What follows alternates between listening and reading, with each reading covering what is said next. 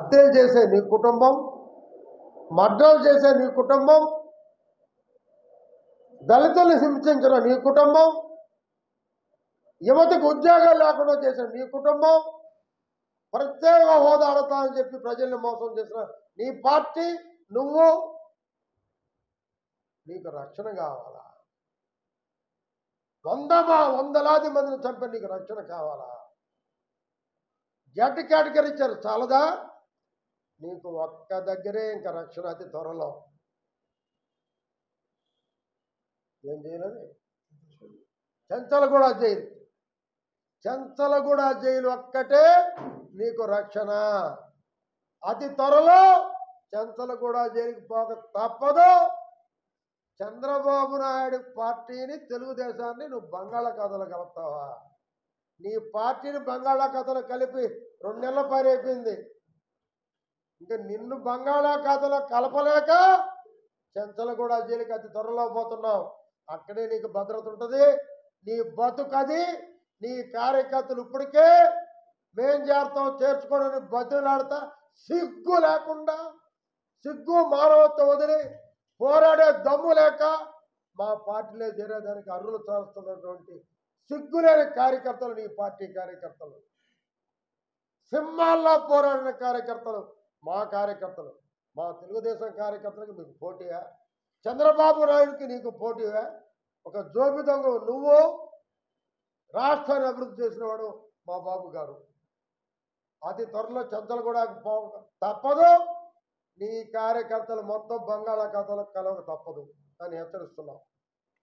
4 లక్షల మంది దళితులకి టీడీపీ ప్రభుత్వంలో ఉపాధి కల్పించింది వాస్తవం కాదా అని అడుగుతున్నా. దమ్ముంటే చర్చకి రండి. అదే రకంగా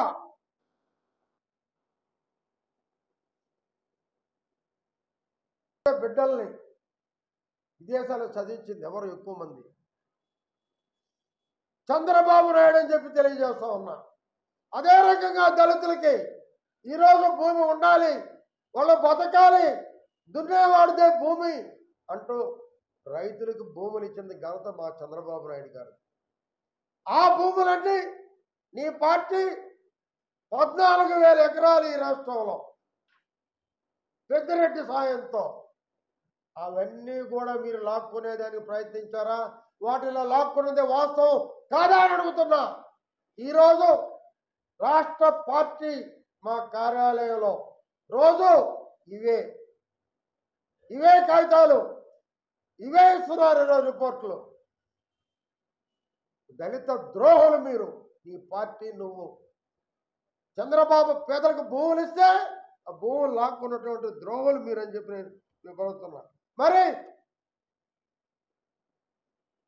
ఈరోజు ప్రభుత్వంలో వివిధ శాఖల్లో 50,000 ఉద్యోగులు బ్యాక్లాగ్ పోస్టులుంటే ఒక్కటి ఫిలప్ చేయలేనటువంటి అసమర్థపు ప్రభుత్వం ఇది. ఈరోజు అంచెల వారీగా చంద్రబాబు నాయుడు గారు వాటి విడుదల చేస్తున్నారు. మరి ఈరోజు చంద్రబాబు నాయుడు గారు ముఖ్యమంత్రి అయిన తర్వాత పోలవరం ప్రాజెక్టు పరుగులు తీస్తున్నాడు. అన్నా క్యాంటీన్లు ఓపెన్ చేయబోతున్నారు. రాజధాని నిర్మాణం వేగంగా జరగబోతా ఉంది. విదేశీ విద్యార్థులు పంపించే పథకం ముందుకెళ్ళబోతుంది. కేంద్రానికి వెళ్ళినప్పుడల్లా అనేక నిధులు తెచ్చే ఘనత మా చంద్రబాబు నాయుడు గారిది. నీలాగా కాళ్ళు పట్టుకుని కేసులకు వెళ్ళాలా అంటే ఇన్ని పరవళ్ళు తీసి పరుగులు తీసిన చంద్రబాబు నాయుడు గారి మీద రాష్ట్రపతి పాలన పెట్టాలా? నువ్వు దళితులను ఇంత ద్రోహం చేసి, చంపించి, అత్యాచారాలు చేసి, మీ చిన్నాన్ని చంపించిన నీ మీద ఆ రోజు ఏం పెట్టకూడదా? ఎక్కడ అడుగుతున్నా లెవెన్ రెడ్డి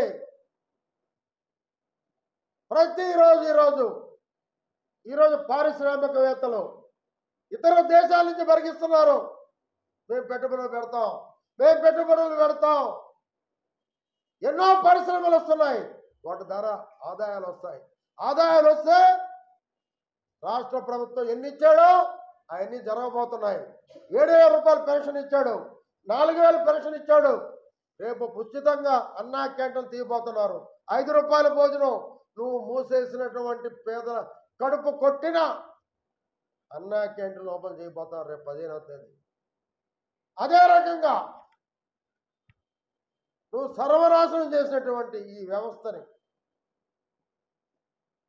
ఈ భారతదేశంలో రాజధాని లేని నగరమే లేదు. అటువంటిది ఈ రాష్ట్రంలో 5 ఏళ్ళలో రాజధాని నగరం ఏదంటే ఏం చెప్పాలి?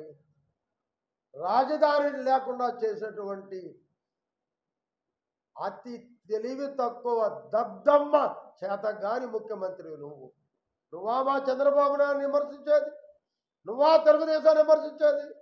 మా కార్యకర్తలు హింసించావు, మా కార్యకర్తల మీద అనేక కేసులు పెట్టించావు, మా కార్యకర్తల మగాళ్ళు అందరి మీద కేసులు ఉన్నాయి. నా మీద 64 కేసులు ఉన్నాయి. రాష్ట్రంలో కల్లా నాకే ఎక్కువ ఉన్నాయి. ఇంతమందిని హింసించు నువ్వు. నీది ఒక పార్టీ, నీకొక కార్యకర్తలు సిగ్గు లేకుండా భయపడిపోయి 2 నెలలు అపోజిషన్ చేయలేక మేము తెలుగుదేశానికి వస్తాం అంట. నెల్లూరు నుంచి విజయవాడ, సూలూరుపేట నుంచి తడదాకా, తడ నుంచి శ్రీకాకుళం దాకా బతిలాడుతూ తిరుగుతున్నారు. సిగ్గు లేదా నీ పార్టీకి? అసలు నీ వెనక ఎవరున్నారో ఒకసారి తెలుసుకోవాలి. రేవంత్ రెడ్డి అని చెప్పి అడుగుతున్నారు. మరి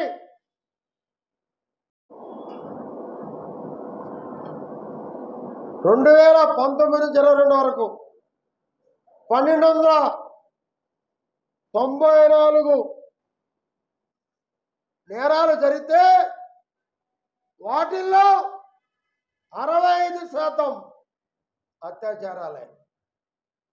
దమ్ముంటే దీనికి జిల్లాలో కానివ్వండి, వైసీపీ నాయకులకు కానివ్వండి, దమ్ముంటే వీటి మీద చర్చకి రండి. మీరు దమ్ము ధైర్యం ఉంటే. నేను చెప్పేది కాదు, లెక్కలతో సహా ఉన్నాయి. మరి ఈరోజు చూస్తే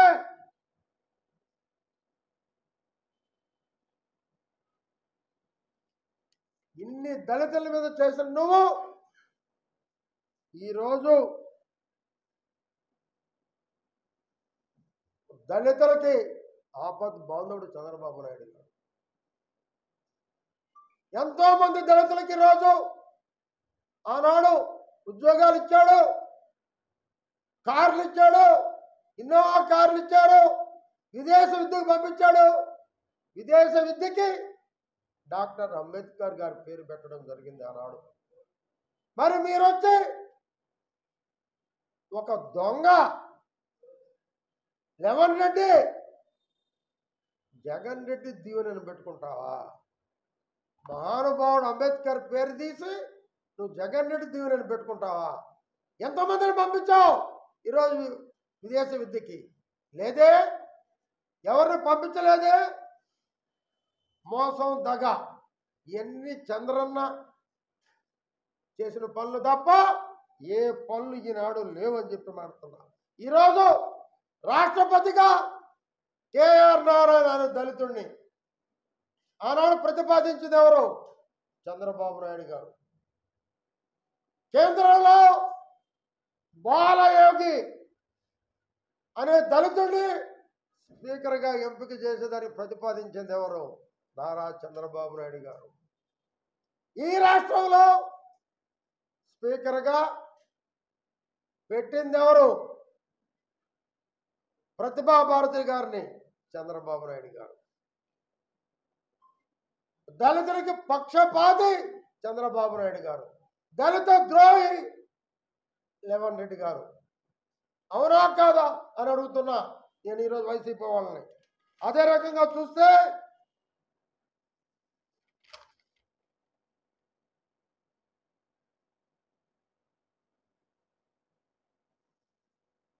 నీ పులివెందల, నీ సొంత నియోజకవర్గం